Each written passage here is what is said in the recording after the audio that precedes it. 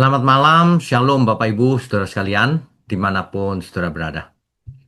Online Bible Study malam ini akan kita lanjutkan dengan kitab Markus, Injil Markus, Saudara. Setelah kita selesaikan 27 sesi Injil Matius. Jadi malam ini Injil Markus yang tentu saja ada banyak hal yang kita bisa pelajari supaya berdampak dalam hidup kita. Untuk itu mari kita tundukkan kepala lebih dahulu. Mari Saudara.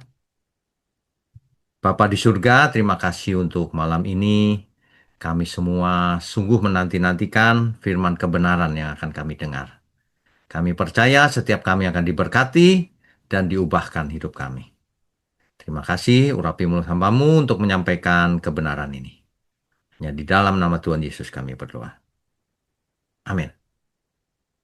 Ya, malam ini adalah sesi pertama kitab Markus. Kita masuk ke pendahuluan ya, saudara ya. Ya, kita tahu bahwa kita sudah menyelesaikan Perjanjian Lama dan kita baru menyelesaikan juga Injil Matius. Malam ini adalah Injil Markus, saudara. Sebentar saya beri highlight ya. Ya, malam ini adalah Injil Markus. Baik, saudara. Injil Markus, judulnya adalah Markon, artinya menurut Markus. Jadi Injil menurut Markus. Orang lain suka menyerang dalam hal ini karena kata-katanya Injil menurut Markus, bukan menurut Tuhan gitu. Bukan itu maksudnya. Menurut Markus itu yang menuliskan adalah Markus. Tapi bukan menurut pikirannya Markus gitu loh ya. Kalau mau belajar itu jangan negative thinking. Tidak bakalan mengerti. Penulisnya itu sejak tahun 130 Masehi, Bapak-Bapak gereja sudah mengaitkannya dengan Yohanes Markus namanya. Yaitu rekan kerjanya Petrus. Yohanes itu nama Ibrani, Markus itu nama Latin. Karena mereka bergaul dengan orang-orang Romawi dan non-Yahudi di zaman itu. Makanya pakai kata nama Yohanes, nama Ibrani, Markusnya nama Latin. Ya. Dan itu disebutkan di dalam banyak ayat. Kisah Rasul 12 ayat 12 misalnya. Coba kita baca ya. Kita periksa. Kisah Rasul pasal 12 ayat 12. Dan setelah berpikir sebentar, pergilah ia ke rumah Maria, ibu Yohanes, yang disebut juga Markus. Jadi namanya Yohanes Markus sebenarnya. Ya. Dan ayat-ayat lain, saudara. Contohnya lagi Kolose 4 ayat 10 misalnya ya. Kolose pasal 4 ayat 10. Salam kepada kamu dari Aristarkus, temanku sepenjara, dan dari Markus, kemenakan Barnabas. Tentang dia kamu telah menerima pesan, terimalah dia apabila dia datang kepadamu. Ya. Ada banyak sekali yang menyebut-nyebut tentang Yohanes Markus ini. 1 Petrus 5 ayat 13 contohnya lagi. Salam kepada kamu sekalian dari kawanmu yang terpilih yang di Babylon. Dan juga dari Markus anakku. Itu ya saudara ya. Jadi menurut tradisi gereja awal, Markus itu adalah penerjemah daripada Petrus. Jadi apa yang disampaikan Petrus, eh, Markus yang menuliskannya. Jadi Markus menulis Injil berdasarkan kesaksian langsung dari Petrus. Dan kemungkinan besar Injil Markus ini adalah Injil yang pertama ditulis, bukan Matius, saudara. Kita sudah bahas ya di sesi yang lalu. Injil Markus yang pertama kali kemungkinan besar ditulis. Implikasi teologisnya, apa dampaknya, saudara? Injil Markus adalah Injil Petrus dalam bentuk tertulis. Karena Petrus tidak menulis Injil kan ini. Jadi Petrus menulis Injil ditulis oleh Markus. Bahasanya kasar, jujur, tanpa romantisasi murid-murid. Itu Markus, saudara. Ya. Jadi bicara soal Yohanes Markus ini, sejak awal melalui tradisi yang tidak pernah terputus. Injil ini telah dianggap menjadi karyanya Markus, Yohanes Markus maksudnya. Dan Yohanes Markus itu adalah putra seorang wanita yang namanya Maria, yang rumahnya di Yerusalem, merupakan tempat pertemuan bagi murid-murid Tuhan Yesus. Kisah Rasul 12 ayat 12 tuh, saudara. Jadi bisa diperiksa nanti lengkapnya. Dan setelah berpikir sebentar, pergilah ia ke rumah Maria. Maria ini ibunya Markus. Ibu Yohanes yang disebut juga Markus. Di situ banyak orang berkumpul dan berdoa. Terus terang ya. Nah, karena ia adalah sepupunya Barnabas. Di Kolose 4 ayat 10 tadi, kan jelas sepupunya Barnabas. Ia mungkin adalah seorang Lewi. Kisah Rasul 4 ayat 36. Nanti dibaca sendiri ya, mau lengkapnya. Makanya saya menganjurkan supaya Bapak Ibu Saudara sekalian mengulang di YouTube, lalu setiap ayat dibaca sendiri, dicatat sendiri supaya didalamin. Sebab kalau saya bacakan satu persatu, waktunya tidak cukup, Saudara. Ya. Oke.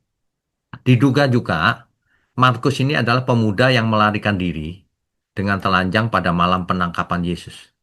Itu dicatat di Markus 14 ayat 51 sampai 52. Ya. Nah, Ibu Markus pastilah seorang pemimpin yang cukup berpengaruh dalam gereja Yerusalem. Makanya, di rumah Ibu Markus ini, Petrus pergi setelah malaikat membebaskannya dari penjara. Gitu. Ya, jelas ya. Saudara, sekali lagi, kalau kita mau baca Alkitab itu harus sesuai konteks dan jangan satu kitab saja. Harus nyebrang ke banyak kitab supaya ceritanya menjadi lengkap.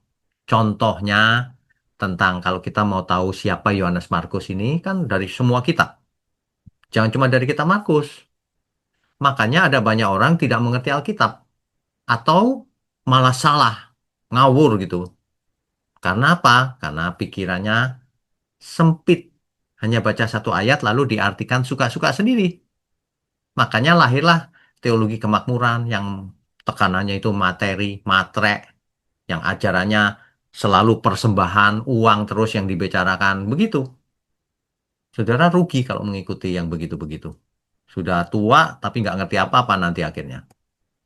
Ini sabotase terhadap kebenaran Injil. Ini contoh. Saudara.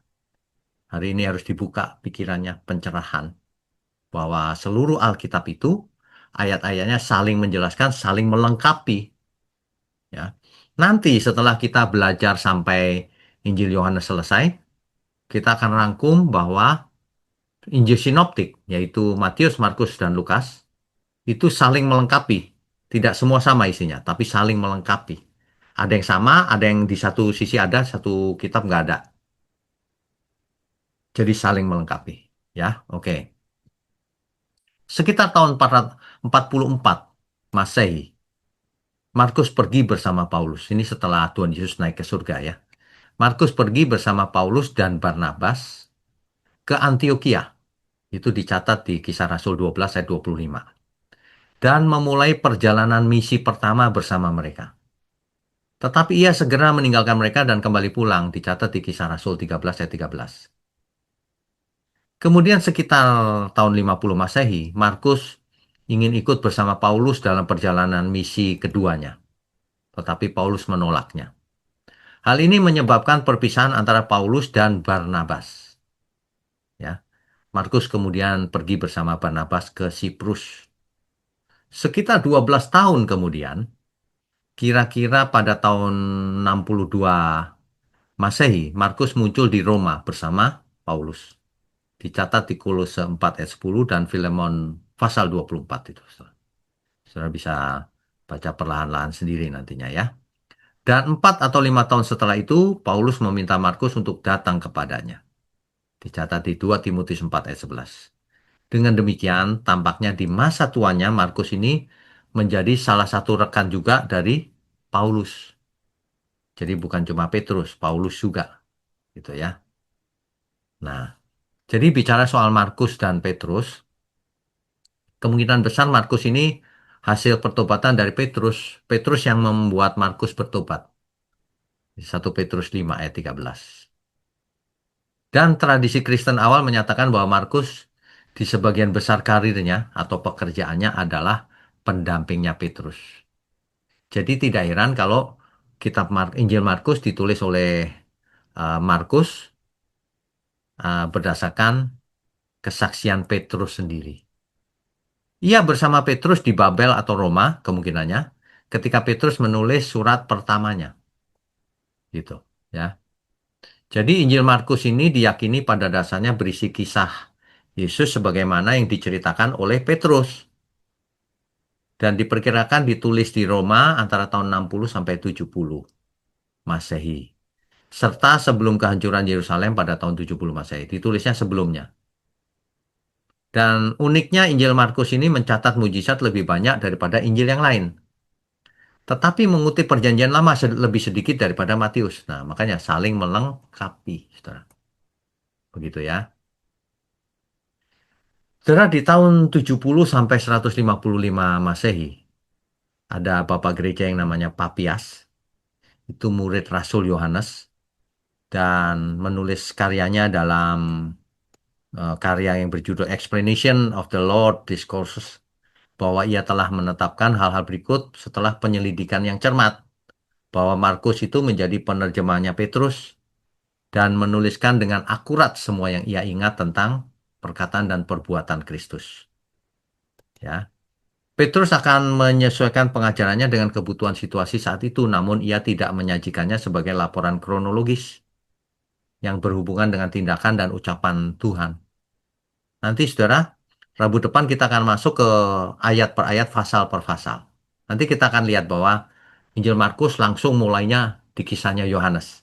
Tidak dimulai dari yang Yesus bayi, silsilah dan sebagainya. Tidak. Tapi langsung di kisahnya Yohanes. Yohanes Pembaptis. Nah, itu bedanya satu dengan yang lain. Makanya saling melengkapi. Oleh karena itu, Markus tidak melakukan kesalahan ketika ia menuliskan beberapa hal sesuai yang diingatnya. Nggak ada kesalahan sama sekali. Sebab ia memiliki satu tujuan, yaitu tidak mengabaikan apapun yang telah didengarnya dan tidak membuat pernyataan yang salah. Latar belakang historisnya, waktu penulisannya kan sekitar 60-70 Masehi. Dan itu kemungkinan sebelum kehancuran Bait Allah di tahun 70 Masehi. Ditujukan ke siapa? Ditujukan ke orang Kristen non-Yahudi. Jadi kepada orang Kristen Romawi, kepada orang Kristen bangsa lain juga, non-Yahudi. Khususnya di Roma, di mana Injil ini ditulis, di Roma kan. Makanya banyak penjelasan istilah Yahudi. Karena harus dijelaskan, karena untuk bangsa lain. Gitu. Sedikit kutipan PL dibandingkan Matius. Jadi fokusnya pada aksi, kuasa, dan penderitaan. Itu fokus daripada Injil Markus. Konteks sejarahnya adalah ketika itu masa penganiayaan yang dimulai tahun 64 Masehi, yaitu Kaisar Nero memfitnah orang-orang Kristen, membakar kota Roma katanya. Makanya orang Kristen diburu, dibunuh akhirnya. Difitnah oleh Kaisar Nero hari itu. Jemaat bergumul dengan pertanyaan begini, jika Yesus adalah Mesias, mengapa ia menderita? Dan mengapa kita sekarang juga menderita? Kitab Injil Markuslah yang menjawab, memang jalannya Mesias yang sejati harus menderita. Karena sudah dinubuatkan oleh Nabi Yesaya antara lain. Ya. Nah, hari itu bangsa Israel menantikan kedatangan Mesias. Karena sudah dijajah, sudah menderita. Ya. Jadi sebenarnya selama hampir 600 tahun, orang Yahudi ini telah menunggu Tuhan untuk menepati janjinya. Itulah lamanya waktu sejak seorang raja Yahudi memerintah Israel, yaitu seorang raja sah dari keluarga Daud. Bukan raja yang ditunjuk Roma seperti yang jadi raja ketika itu, yaitu Herodes Agung. Itu kan raja yang ditunjuk Roma untuk menjadi raja Yahudi, raja-rajaan gitu, saudara. Tuhan menjanjikan Daud, keluargamu dan kerajaanmu akan kokoh untuk selama-lamanya di hadapanku. Tahtamu akan teguh untuk selamanya. Itu dicatat di 2 Samuel 7 ayat 16. Jadi Tuhan sudah berjanji kepada Daud bahwa nanti kerajaanmu akan kokoh selama-lamanya. Nah, kalau orang tidak mengerti, ini diartikan harafiah. oh nanti beneran kerajaan fisik gitu. Padahal ini nubuatan bahwa kerajaannya Sang Mesias itu dari keturunan Daud itu akan kekal selamanya. Jelas tidak di bumi, ya. Namun para nabi menegaskan bahwa Tuhan akan mengirimkan seorang yang diurapi. Perhatikan, Saudara. Istilah yang diurapi itu menunjuk kepada Mesias dalam bahasa Ibrani. Kalau dalam bahasa Yunani, Kristus artinya yang diurapi. Itulah Mesias atau juru selamat. Gitu, Saudara, ya. Oke. Nah, yang diurapi ini bisa berupa bisa seorang raja, bisa seorang imam, bisa seorang nabi. Sedangkan kita tahu Yesus memerankan semua ini, raja, imam, dan nabi. Mesias masa depan itu istimewa sekali. Para nabi menggambarkan sebagai seorang raja pejuang, saudara, yang akan menang memulihkan kejayaan Israel. Akan ada kerajaan di bumi, kejayaan Israel. Tapi mereka juga menggambarkan, para nabi juga menggambarkan bahwa nanti Mesias itu sosok hamba yang menderita, yang akan mati untuk menyelamatkan orang lain. Nah, tapi kebanyakan orang Yahudi berpegang pada tema pejuang dan meyakininya. Makanya, ketika Yesus mulai pelayanannya, orang Yahudi telah apa? Ditindas Roma kan? Harapan mereka akan Mesias tinggi sekali. Dan Yesus yang membuat mujizat itu tampaknya seperti orang yang pas waktunya nih. Makanya ketika Tuhan Yesus masuk ke Yerusalem, naik keledai, semua orang berteriak, Hosana, Hosana. Artinya Tuhan, tolonglah kami. Gitu ya. Namun, saudara, namun para nabi menegaskan bahwa Tuhan yang itu sebentar. Tadi sampai mana? Ya. Namun ia bahkan tidak mencoba membebaskan Israel. Ternyata Tuhan Yesus bukan membebaskan Israel dari pembebasan Roma, penjajahan Roma, bukan. Ia menyatakan di suatu sidang, kerajaanku bukan dari dunia ini. Jadi sungguh merupakan kekecewaan bagi mereka yang berharap Mesias datang. Mereka mengira Yesus Mesias pada mulanya ternyata tidak sesuai harapan. Karena Tuhan Yesus bukan membebaskan dari penjajahan dunia ini, tapi membebaskan manusia dari penjajahan dosa. Ya, tadinya eh, berharap, sekarang marah semua orang. Salibkan dia, gitu. Ya. Nah, tapi ketika Yesus mati, kemudian kesedihan itu luar biasa dari para pengikut Tuhan, menjadi kegembiraan ketika bangkit lagi. Jadi mereka mulai mengabarkan, menyebarkan kabar baik. Nah, kabar baik itulah Injil atau Gospel atau Euangelion. Itu dalam istilah kabar baik untuk Injil. Ya. Mesias dari keluarga Daud telah datang sebagai hamba yang menderita. Dan suatu hari akan kembali lagi. Itu. Ya. Jadi tujuan Markus menulis Injil Markus ini, tujuan Injil Markus ini adalah yang pertama, menyatakan siapa Yesus sebenarnya. Yaitu anak Allah yang turun ke bumi menebus dosa manusia. Itu yang pertama. Ya. Yang kedua, menunjukkan bahwa Mesias itu menderita, mengalami penderitaan seperti persis seperti yang dinubuatkan Yesaya. Poin nomor tiga, membentuk murid sejati. Bahwa murid yang siap memikul salib bukan hanya kagum pada mujizat. Kan banyak orang sekarang ke gereja itu cuma kagum mujizat doang, tapi tidak mau pikul salib. Ini sebenarnya gereja sesat kalau mau apa kita mau jujur ya. Dan itu banyak sekali. Pada umumnya semuanya begitu. Yang ditekankan mujizat, tapi sambil minta uang, persembahan, dan sebagainya gitu. Tapi tidak diajar memikul salib. Kenapa? Karena gereja takut. Kalau khotbahnya keras, pikul salib dan sebagainya, orang-orang tidak tertarik. Ini semua modus sebenarnya, saudara. Kita nggak boleh seperti itu. Kalau kita belajar, harus belajar ya, apa yang dikatakan Alkitab. Utuh dan benar. Nggak boleh dirubah-rubah. Ya.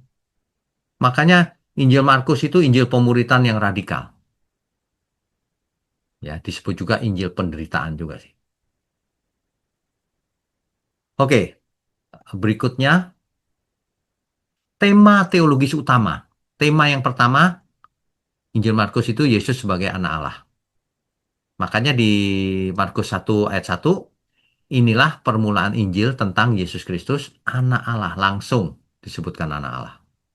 Ya. Hal itu bisa dikonfirmasi berdasarkan apa? Suara Bapa di surga sendiri. Contohnya di Markus 1 ayat 11. Saudara. Saya bacakan ya. Ini terjadi ketika Yesus dibaptis di Sungai Yordan oleh Yohanes Pembaptis. Lalu terdengarlah suara dari surga, engkaulah anakku yang kukasih, kepadamulah aku berkenan. Jelas bahwa Yesus itu anak Allah. Ya. Yang kedua, roh-roh jahat pun tahu bahwa Yesus anak Allah. Contohnya, Markus 1 ayat 24. Ketika itu ada orang yang kerasukan roh jahat tuh. Orang itu berteriak gini, apa urusanmu dengan kami, hai Yesus orang Nazaret? Engkau datang hendak membinasakan kami? Aku tahu siapa engkau, yang kudus dari Allah. Gitu ya. Kalau pasal 15 ayat 39 itu seorang perwira Romawi.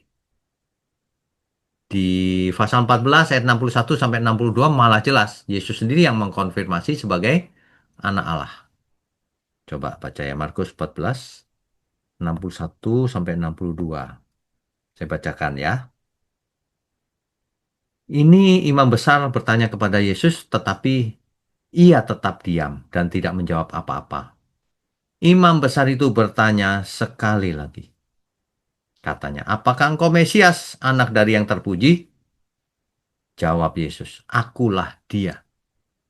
Dan kamu akan melihat anak manusia duduk di sebelah kanan yang maha kuasa. Dan datang di tengah-tengah awan-awan di langit. Yesus dengan jelas menjawab, akulah dia. Siapa yang dimaksud? Akulah anak Allah. Sesuai dengan pertanyaannya. Akulah Mesias, anak dari yang terpuji. Gitu, saudara. Ya. Ironinya, manusia yang religius malah tidak mengenal Yesus. Orang luar justru melihat siapa dia. Ironis, saudara. Zaman sekarang pun banyak ironi. Gereja harusnya mengajarkan Injil yang benar, tapi rupanya banyak sekali yang mengajarkan Injil kemakmuran. Sedih. Tema teologis kedua. Temanya Mesias yang menderita. Jadi berbeda dengan harapan orang Yahudi bahwa Mesias itu nanti akan pejuang politik, penakluk, pemenang dalam bidang politik. Markus justru menunjukkan bahwa Mesias itu seorang hamba yang menderita. Itu tema utamanya juga. Di Markus 10 ayat 45 jelas tuh. Karena anak manusia datang juga bukan untuk dilayani, melainkan untuk melayani dan untuk memberikan nyawanya menjadi tebusan bagi banyak orang. Saudara, ini adalah ayat pusat teologinya Markus.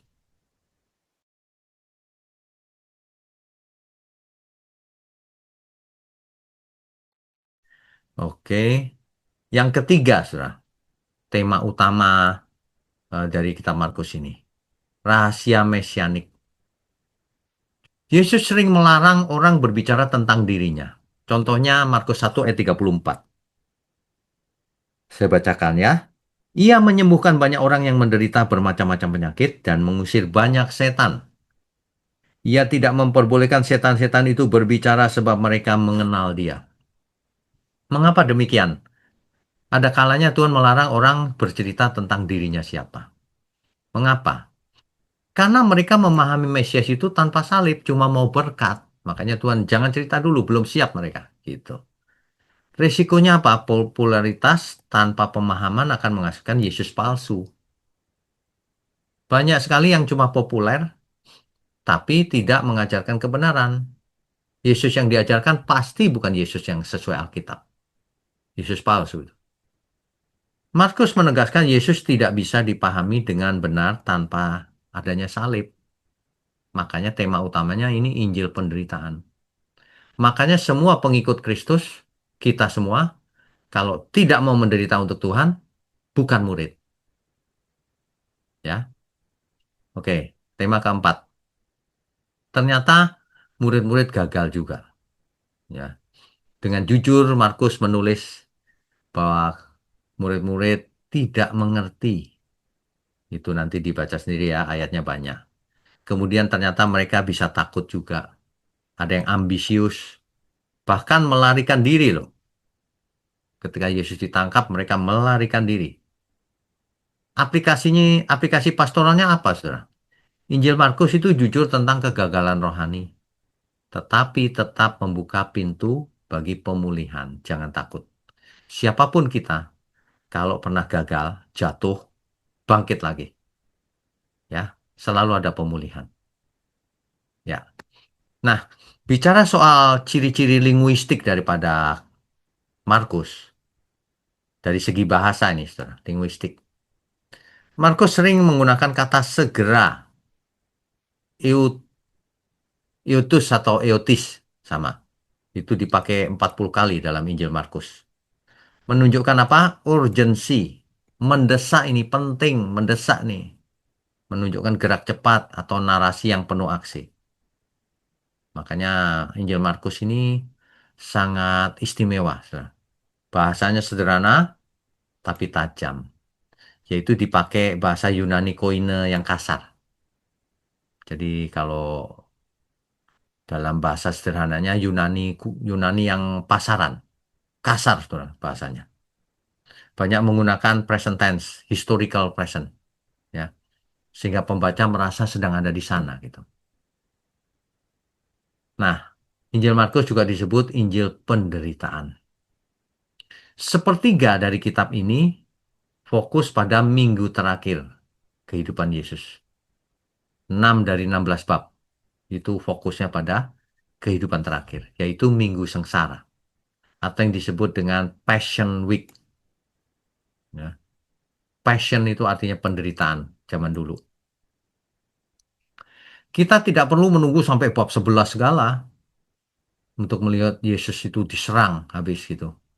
Sejak awal langsung banyak sekali serangan itu. Contohnya, ia harus berurusan dengan perwakilan dari neraka, yaitu setan-setan pada memusuhi dia. Kemudian dimusuhi juga orang-orang yang seharusnya menjadi wakil surga, orang-orang beragama, para pemimpin. Ternyata mereka tidak mengenali Tuhan saat menatap matanya. Bahkan teologi Tuhan Yesus membingungkan mereka. Kok rasanya nggak sesuai Taurat ya gitu. Tidak sesuai aturan, tidak kosher gitu seolah-olah. Jadi mereka mencoba mempermalukan Tuhan Yesus di depan umum. Dan akhirnya malah menyusun rencana untuk membunuh Yesus. Ya. Bahkan orang-orang yang sekampung dengannya, mereka juga sangat tersinggung oleh ajaran Yesus. Baca saja Markus 6 ayat 3. Bahkan lagi keluarganya sendiri sampai kesimpulan yang menyakitkan, ia tidak waras lagi katanya. Waduh, ini ekstrim loh, saudara. Ya, jadi kristologi, pengetahuan tentang Kristus yang ditulis oleh Markus, tekanannya yang pertama bahwa Kristus atau Yesus itu anak Allah, tetapi juga anak manusia. Dia hamba yang menderita, Mesias yang menderita. Dia Mesias penebus.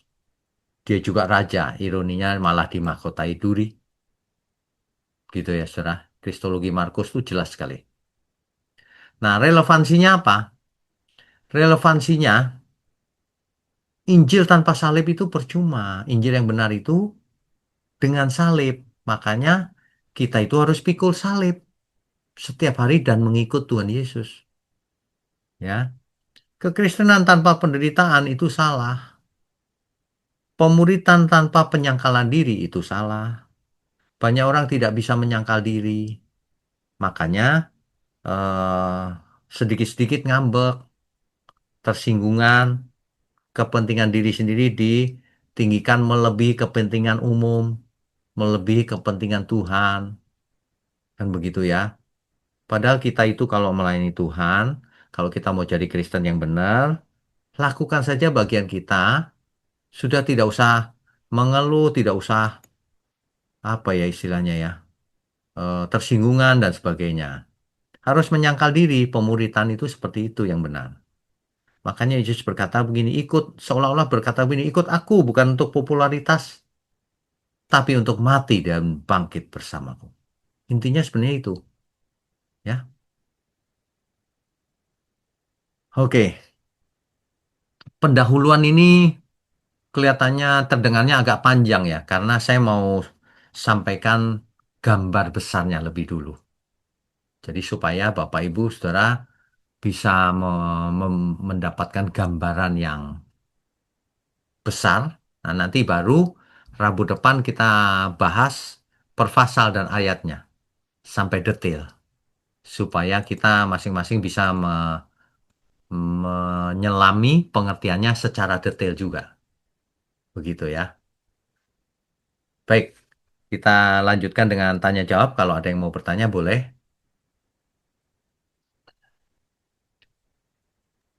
Oke. Yang pertama silakan Ibu Mariana dulu. Ya Pak, makasih ya Pak. Ya, Pak, saya mau nanya, kan kalau tadi kan Bapak bilang Injil tanpa salib salah, ya. kekristenan tanpa penderitaan salah. Terus murid Yesus tuh kita-kita itu harus menyangkal diri. Betul. Lalu Pak, orang kan sering tuh Pak mengaitkannya dengan Yohanes 19 ayat 30 Coba yang dibaca. yang kata-kata Tuhan Yesus tetelestai itu loh Pak, sudah selesai. Ya, ya. Jadi orang sering bilangnya gini, kan sudah selesai. Tuhan Yesus sudah menyatakan bahwa itu sudah selesai. Jadi seolah-olah udah baik-baik aja gitu loh. Jadi murid Yesus tuh hanya menikmati aja. Nah, Pak mohon dikoreksi. Ya Oke, kan ya oke. Pak, sering kita mendengar kata-kata itu ya Pak ya. Sudah selesai. Pokoknya sakitmu beres. Pokoknya kesulitanmu ya kan sudah selesai gitulah. Nah, Ya, bagaimana kita mau dua hal ini dipadukan gitu Pak? ya, baik. Inilah orang-orang yang membaca Alkitabnya salah, tidak lihat konteks. Ya, ketika Tuhan Yesus berkata sudah selesai itu apanya yang selesai? Yang selesai adalah pekerjaannya. Kerjaannya. Yang diberikan tugas oleh bapaknya, udah aku selesaikan nih, Bapak. Nah, sekarang seperti Bapak mengutus aku mengutus kamu. Nah, itu gak dibaca. Ya kan? Udah selesai. Apanya yang udah selesai? Oh, kok hidup dalam dosa buktinya. Buktinya hidupmu nggak bener, nggak hidup kudus. Kok udah selesai nah aja. Ada teologi yang memang begitu, Bu. Ngajarinya itu, Tuhan Iya sudah Pak. lakukan semuanya. Kita sudah selamat. Perbuatan baik tidak menyelamatkan. Ngawur itu. Itu yang membuat orang Kristen jadi tidak jadi anak Allah. Justru yang benar itu yang begini. Kalau kamu tidak pikul salibmu setiap hari, kamu nggak bisa jadi muridku. Sudah selesai, maksudnya sudah shalom. Ayo, ayo semua datang. Kisah Rasul 3 ayat 19. Oleh karena itu sadarlah dan bertobatlah. Supaya dosamu dihapus.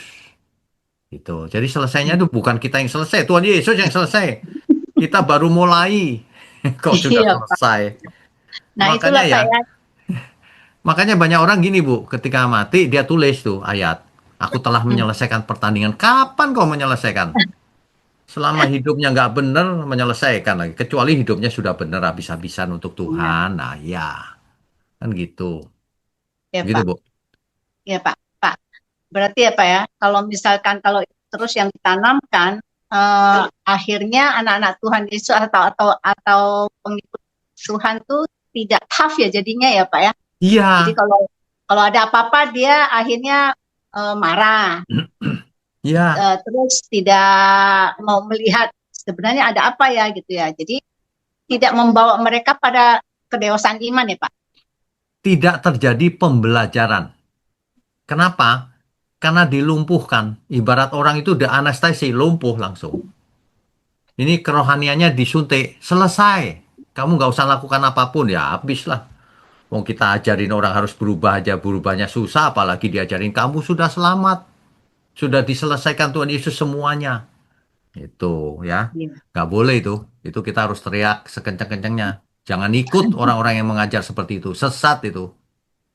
ya Pak. Saya senang nih kalimat kata-kata Bapak nih dilumpuhkan, di anestesi. Iya Iya. benar Pak. Sebenarnya banyak orang gini, Bu. Di gereja itu nggak sampai di anestesi sih. Cuma dikipas-kipas. Biar ngantuk. Oh, Rohaninya ngantuk. Enak ya aku kalau di iya. gereja ini. Dikatakan Jadi sudah nyaman selamat. terus ya Pak ya. Iya. Dalam kondisi nyaman dalam tanda petik Iya. ya. Padahal harusnya kita dalam kondisi alert. Kita lagi Iya. berjuang nih, lagi pertandingan, lagi perang rohani gitu. Iya. Nah, Itu yang gitu. disebut berjaga-jagalah itu ya Pak ya. Betul. Selalu standby, Ya, berjaga-jaga ya. gitu. Lawanmu si iblis itu berkeliling seperti singa yang mengomong. Kan udah jelas tuh. Masa lawannya berkeliling seperti singa terus orangnya ngantuk. Ya, rohaninya ngantuk, Bu. Aduh, Iya Pak. gitu. Ya Pak. Ya. Makasih Pak. Ini Oke. mengingatkan saya juga supaya terus alert. Ya, betul. Ya, Oke. ya. Tuhan berkati, Makasih ya Bu. Pak. Ya, Dan Tuhan berkati. berkati. Oke. Berikutnya Ibu Lani dari Tangerang. Silakan, Bu. Sorry, Bu Lani. Iya, Pak. Balik lagi. Aku dan Bapak satu ya. Iya. Oke. Jangan pernah mengambil kesimpulan dari satu ayat. Ada ayat lain yang berkata, karena begitu besar kasih Allah akan dunia ini. Ia mengaruniakan anaknya yang tunggal supaya barang siapa yang percaya kepadanya tidak binasa melainkan beroleh hidup yang kekal. Jadi Yesus siapa? Anak Allah. Betul? Apakah ayat ini bisa salah? Nggak bisa. Lalu bagaimana penjelasannya Bapak dan aku satu? Mana yang lebih menang? Nah, berarti kita harus mengerti yang dimaksud Tuhan Yesus. Aku dan Bapak satu itu satu apa maksudnya? Itu Apa artinya bukan gini, maksudnya? aku itu ya Bapak loh, bukan gitu. Aku dan Bapak satu, satu misi. Kalau kau lihat aku, kau lihat Bapak, sama aja lah gitu. Aku utusan Bapak, gitu maksudnya. Karena begini, Pak, saya lihat di YouTube ada pendeta yang udah pinter-pinter itu debat. Makanya membingungkan. Dia bilang hakikatnya sama, zat sama. Tapi ada yang bilang cuman keilahiannya sama gitu.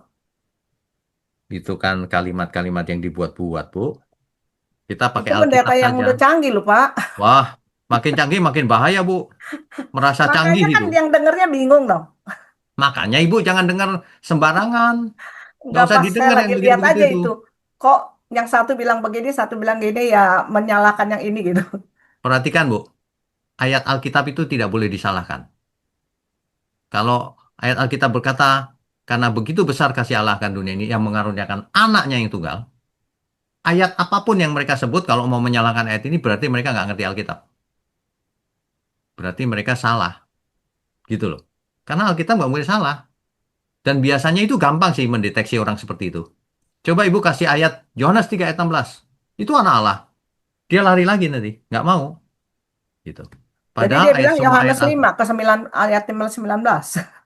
Ya, makanya eh, semua ayat itu dilihat konteksnya. Ya, ayat tadi itu di Yohanes 10 ayat 30 itu, aku dan Bapa adalah satu. Ayat sebelumnya berkata apa? Bapakku yang memberikan mereka kepadaku lebih besar dari siapapun. Dan seorang pun tidak dapat merebut mereka dari tangan Bapa. Aku dan Bapa satu, satu, satu misi, satu visi. Karena Yesus diutus Bapaknya turun ke bumi, melakukan kehendak Bapaknya. Jadi bukan Yesus sedang berkata, aku itu ya Bapak loh. Bukan. Ibu bayangkan gini, hari itu orang-orang Yahudi kan sudah percaya kepada Bapa.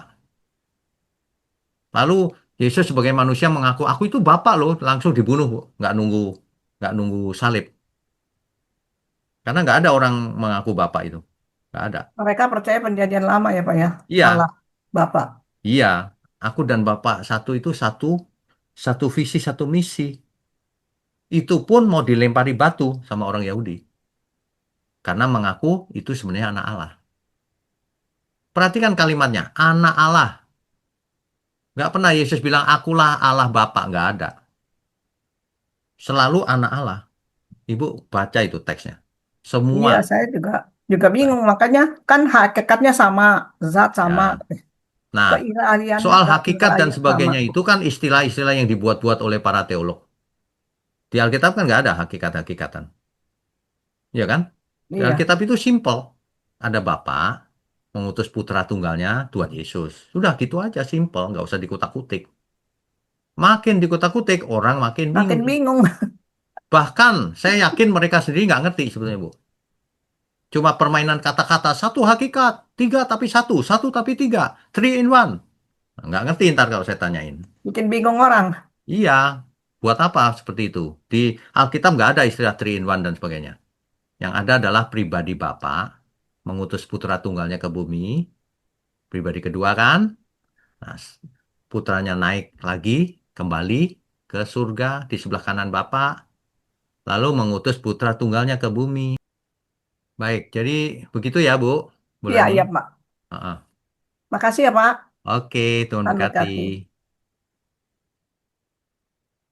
Baik, berikutnya yang belum pernah bertanya saja. Ibu Ingriani, boleh silakan. Kalau Mbak, Shalom, silakan. ya Pak, Bapak siapa ini? Eh, saya suaminya Inggriani Pak, Ya, Pak siapa? Pak Adi Pak, Pak Adi, silakan Pak Pak Adi. Adi dari Semarang ya. Ya, silakan Pak. Ini Pak, kadang-kala tuh kalau kita bergereja itu Pak ya, kadang kita tuh seperti diimbau-imbau untuk orang Kristen tuh harus melayani, yang kita Kristen harus melayani. Nah, itu pertanyaannya tuh, kalau semua orang melayani itu yang menjadi jemaat tuh nanti siapa Pak? Pertanyaannya lucu juga ini. Gini Pak, begini. eh Memang semua orang dihimbau untuk melayani itu bagus ya. Yang dimaksud Iya, melayani ini kan melayani di gereja kan maksudnya. iya, iya betul Ya, Pak. Ya faktanya nggak bakalan lah Pak semua orang melayani terus jemaatnya siapa, ya kan? Tapi Iya, dengan dihimbaunya melayani itu banyak orang kalau bisa melayani gitu loh maksudnya. Itu nggak apa-apa sih nggak masalah. iya. Cuma sebenarnya melayani Tuhan itu tidak hanya di gereja. Dengan kita Di, hidup di benar luar itu, pun bisa ya Pak ya.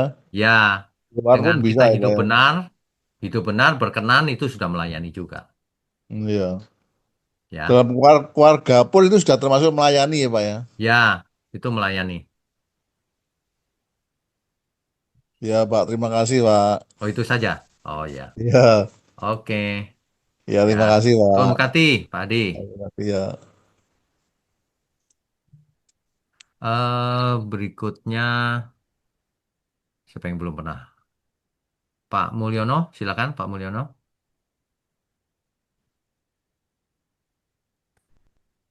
Malam, Pak. Malam. Pak, tadi kan Bapak menyebutkan bahwa Markus itu kan Yohanes Markus kan, Pak ya. Betul, Itu menulis tentang mestinya Injil Petrus ya, karena apa yang disiaringkan Petrus ditulis oleh Markus kan gitu, Pak. betul. Nah, terus yang kitab 1 Petrus, 2 Petrus tuh apa yang nulis juga Markus, Pak? eh nah itu nanti saya cek dulu ya, kan masih jauh itu. Oh iya, Tapi yang soalnya jelas kan yang ini kemungkinan besar ini pasti Markus ini. Karena datanya soalnya banyak iya. di Alkitab. Saya ingat kayak Lukas itu kan juga penulis Lukas tapi juga menulis kisah para rasul kan gitu. Betul, betul, Oh, betul. iya ya. Ya, Oke, terus satu lagi boleh Pak. Ini boleh, boleh. agak menyimpang tapi saya pernah tanya yang ini Pak. Di Yesaya 9 ayat 6 itu Pak. Yesaya 9 ayat 6. Apa itu? Iya, sebab seorang anak telah lahir untuk kita, Oke. seorang putra telah diberikan untuk kita, lambang pemerintahan ada di atas bahunya dan namanya disebut orang penasihat ajaib, Allah yang perkasa, Bapa yang kekal, Raja damai. Ya, Nah ini seorang anak telah lahir itu kok bisa disebut Allah yang perkasa, Bapa yang kekal. Padahal kalau anak yang telah lahir kan mestinya Tuhan Yesus, Pak. Kira Mesias kan gitu. Kok bisa oke. disebut Bapa yang kekal? Ya, oke. Ini kan Itu aja kalau nih. kita baca Alkitab itu, kita mesti tahu genrenya, jenis Oke. tulisannya. Ini tulisan Hmm. historis, tulisan puisi, atau tulisan apa? Sebab bahasa Hmm. itu kan ada gaya bahasa kan. Oke. Nah, ini kan eh, seorang anak telah lahir, tapi nanti dia disebut penasihat ajaib.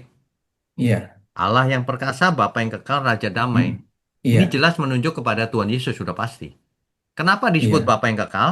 Karena Iya. Yesus mewakili Bapaknya, jadi dia boleh pakai atribut Bapaknya memang. Contohnya, Oh. contohnya Oh. YHWH. YHWH Iya, itu iya, iya. kan Allah Bapa sebenarnya di seluruh perjanjian lama. Tetapi, Hmm. tetapi di kitab Yeremia ditulis, Mm-mm. YHWH akan menumbuhkan tunas Daud, dan Iya. orang akan menyebut dia YHWH keadilan. Disebut Hmm. YHWH juga, tapi YHWH keadilan. Hmm. Kenapa? Yang menumbuhkan sang YHWH, Bapa. Nggak apa-apa, Hmm. gitu. Iya, iya. Tapi bukan berarti Oke. Yesus itu Allah Bapa, bukan. Ya, Iya, iya. Jadi dia nyebut gitu bisa mewakili Allah Bapa gitu lah ya. iya, satu-satunya. Iya, iya. Makanya Iya, iya. seolah-olah gini loh, tidak seorang pun bisa melihat Allah Bapa kan? Nggak ada sampai kapanpun. Mm-mm. Makanya Tuhan berkata, kalau kamu lihat aku, kau lihat Bapa gitu loh. Bukan aku adalah Bapa, Oh. bukan. Udahlah, aku aja lihat nih. Sebab aku Hmm. melakukan apa yang dikehendaki Bapakku persis sama. Ya ini pokoknya gitu. Oh. Iya, iya. Itu pengertiannya ya. Iya. Iya. Karena kalau Iya. pengertiannya Yesus itu Bapa, maka semua ayat jadi bubar. Nah, ya itu. Ya kan? Saya larinya bisa ke sana ya. Ya, tapi kalau orang ngotot, Yesus itu ya Bapa. Ya berarti dia bubarin banyak ayat. Biasanya kalau dikejar dia nggak mau jawab, Pak.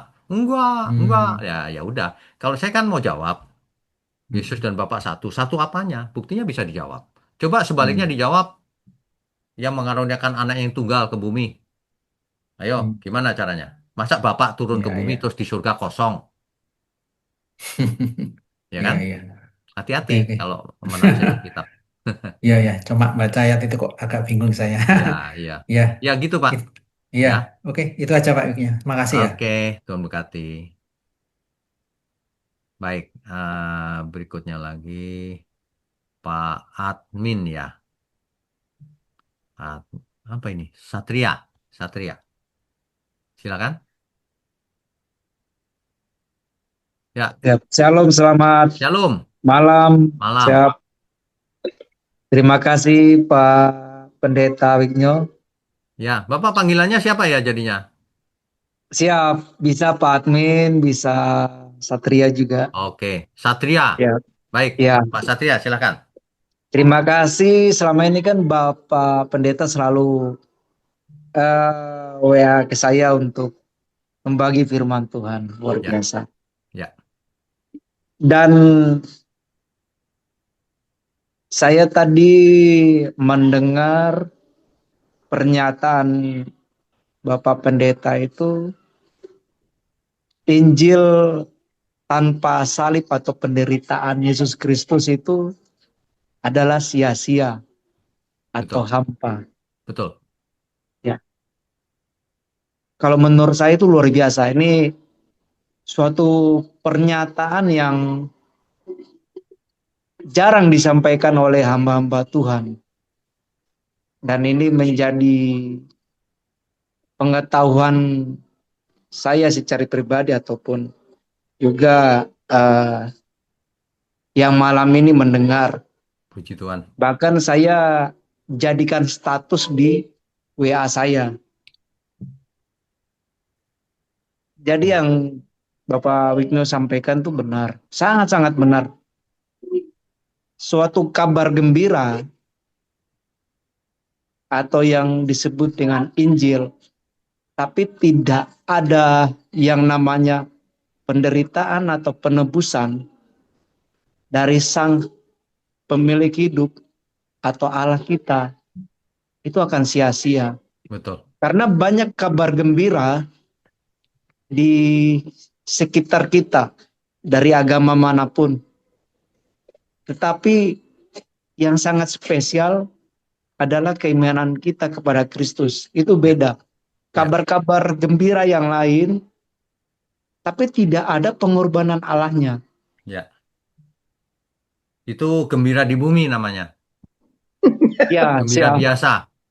siap, siap, benar, benar, benar Pak Pendeta. Yang lain kabar gembira yang hanya sia-sia. Iya, Tetapi ya puji Tuhan saya bisa lahir dalam keluarga yang mengikut Kristus. Sehingga kabar gembira ini melalui firman Tuhan, dengan adanya pengorbanan Yesus Kristus itu membuat saya merasakan hal yang luar biasa.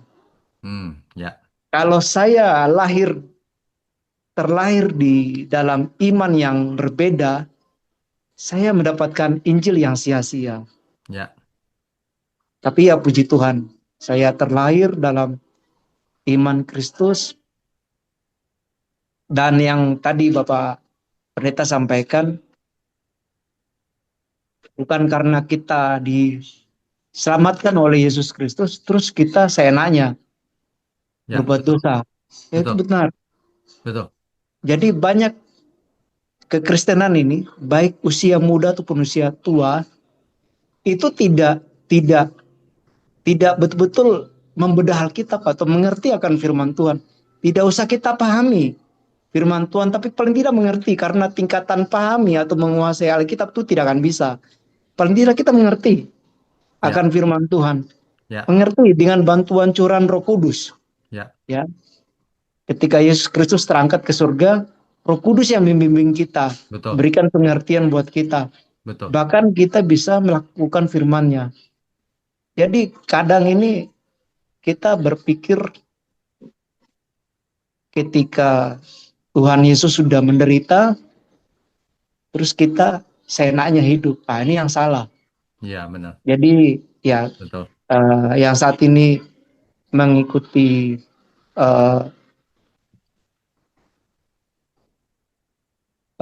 VidCon malam ini, ataupun nanti nonton YouTube-nya Bapak Pendeta, ya kita yang seiman di dalam Kristus, kita jadi manusia yang beruntung, sangat-sangat beruntung. Ya, tentu, tentu. Siap. Amin. Sudah Pak, dapat kabar gembira, ya, Pak Satria, ada penderitaan Yesus Kristus. ada yang mau ditanyakan Dan, mungkin malam ini kalau atau pertanyaan tidak ada, oh tapi tidak ada ya? Oke. ya, tapi pernyataannya Bapak Pendeta tuh menambah semangat saya, dan Mantap. ya Oke, semangat luar kalau biasa. gitu. Ya, Siap, terima kasih. ya, Tuhan berkati. Tuhan berkati Bapak Pendeta. Ya, Tuhan berkati. Luar biasa ini kesaksiannya.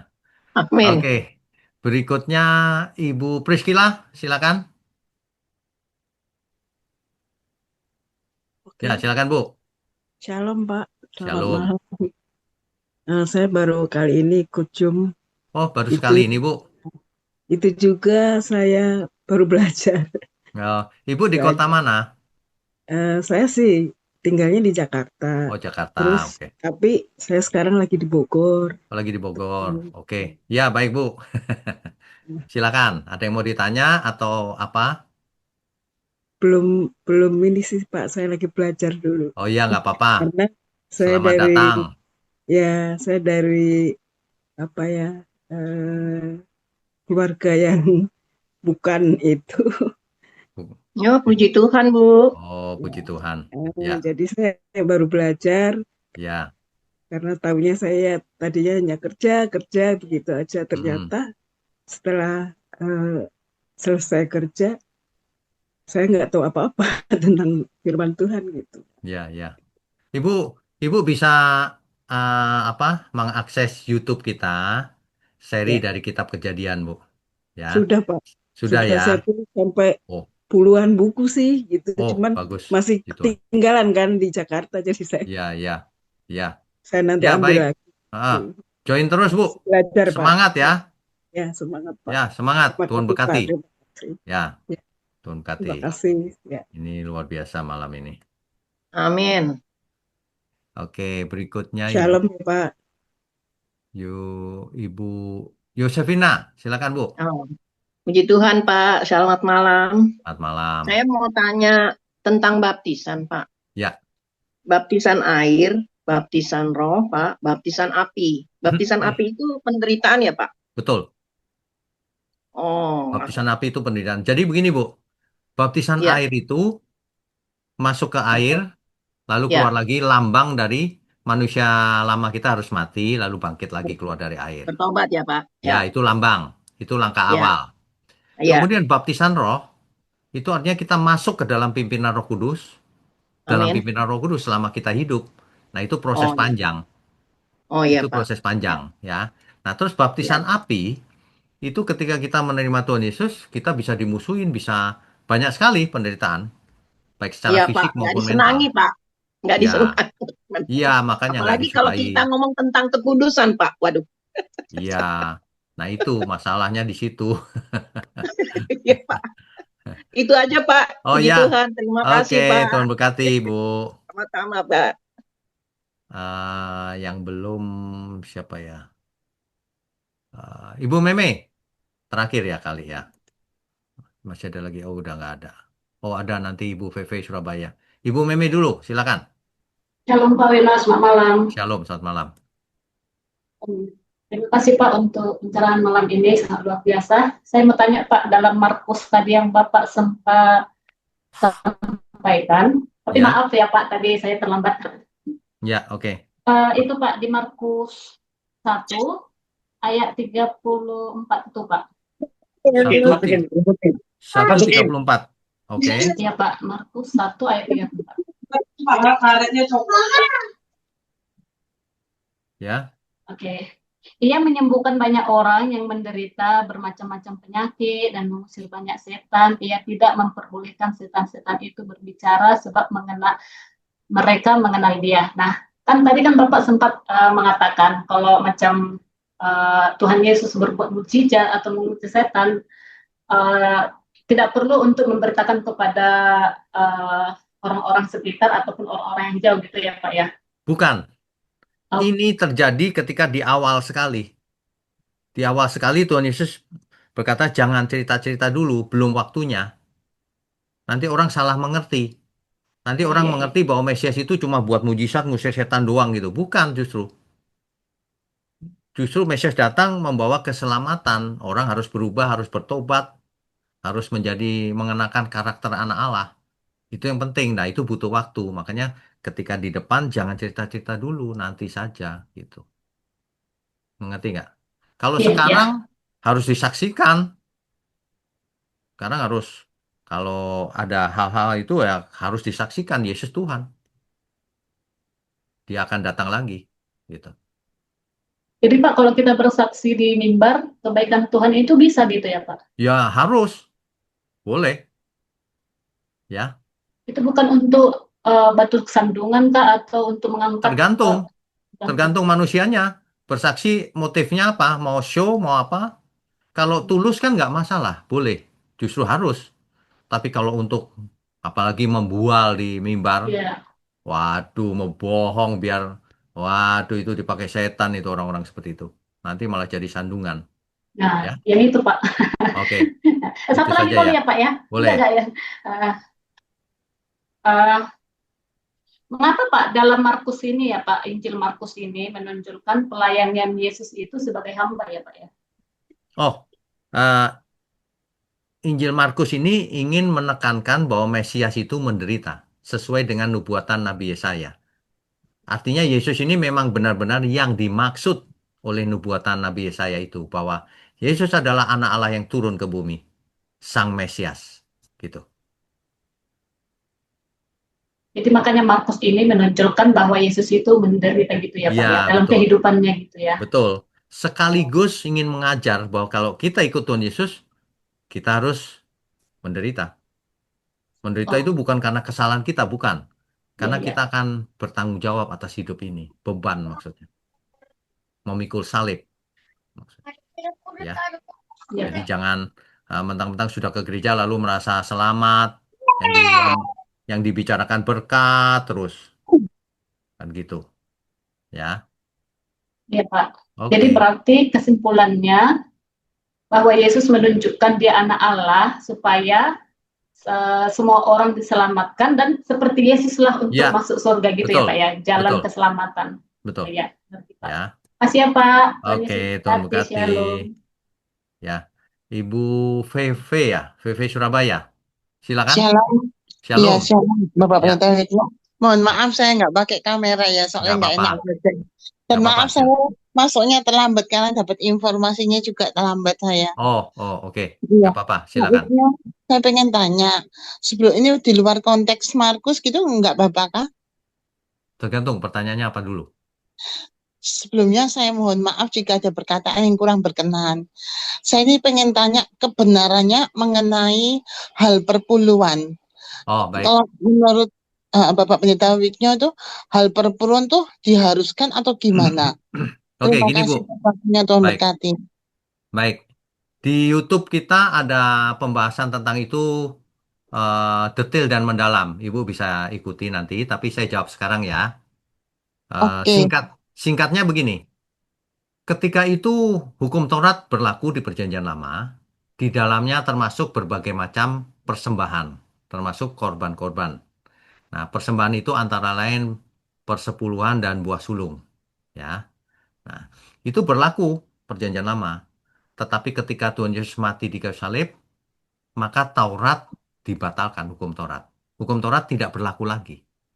Itu kematian Tuhan Yesus membatalkan hukum Taurat, ya. Nah, Iya. lalu banyak orang gini loh, kalau dibatalkan jadi boleh mencuri, boleh. Bukan, diganti dengan hukum kasih karunia. Jadi semua Iya. ritual di Perjanjian Lama itu, berbagai macam persembahan itu dibatalkan. Nah, jadi sekarang tidak berlaku persepuluhan atau buah sulung atau apapun namanya. Yang berlaku apa? Yang berlaku adalah setiap kita harus sadar kita itu anak Allah, milik Tuhan.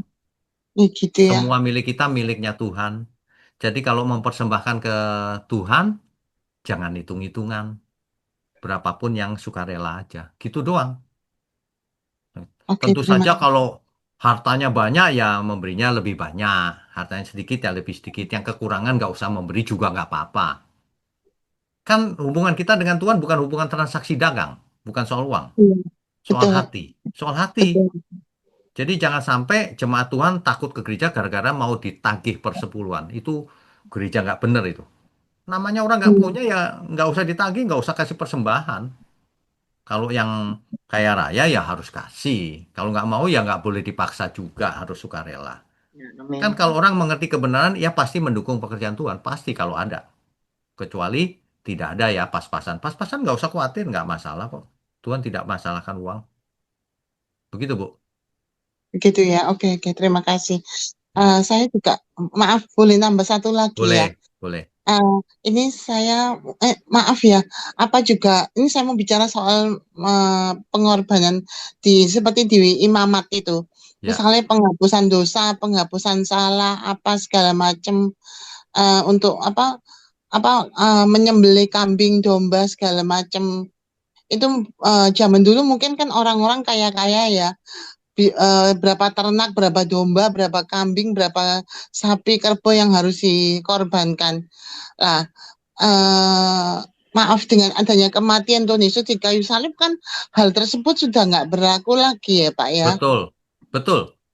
Iya. Kalau orang melakukan itu, orang itu menghina kematian Tuhan Yesus. Karena ia mati di kayu salib, semua kutuk sudah dihapus. Korban-korban bakaran dibatalkan semua, sudah tidak berlaku Taurat. Gitu. Oke, terima kasih. Ya. Iya. Oke. Saya pengen lagi kapan-kapan kalau ada saya juga pengen di-share. Ini tadi itu saya buka di WA grup FA ya. Baru jadi dikirim jam 9.07. Oh, Cuma saya barusan buka itu terlambat banget karena Ibu, saya belum enak badan. Ibu catat nomor saya sekarang. Oh, sebentar. Nanti Oke. saya kirim-kirimin setiap hari renungan dan sebagainya. Iya. Oke, siap sekarang. Iya, Pak Wigno. 0812 Iya, 88 iya, 0702 iya. 64. Saya ulang ya. Ya. 0812 8807 0264. Ya.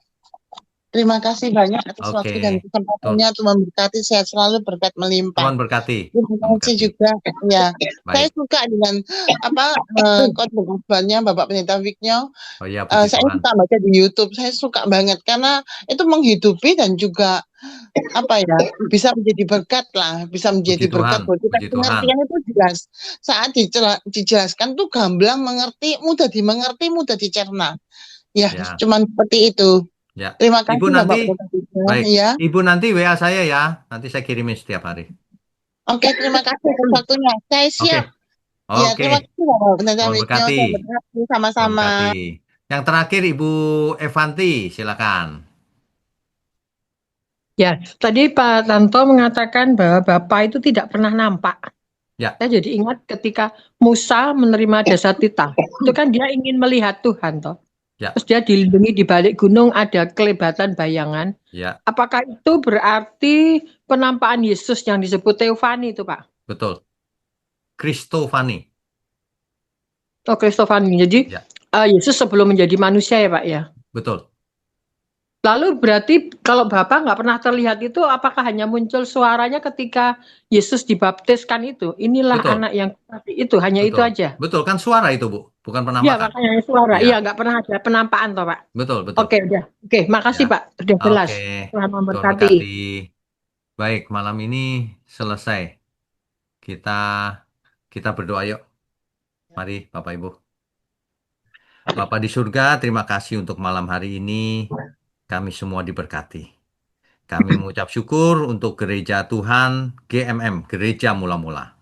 Kami juga mengucap syukur untuk seluruh pelayan Tuhan dan juga seluruh jemaat Tuhan dimanapun berada. Tuhan berkati kami semua dengan berkat-berkat jasmani, berkat-berkat rohani. Sehat dan umur panjang untuk kemuliaan Tuhan. Terima kasih, hanya dalam nama Tuhan Yesus kami berdoa dan mengucap syukur. Haleluya. Amin.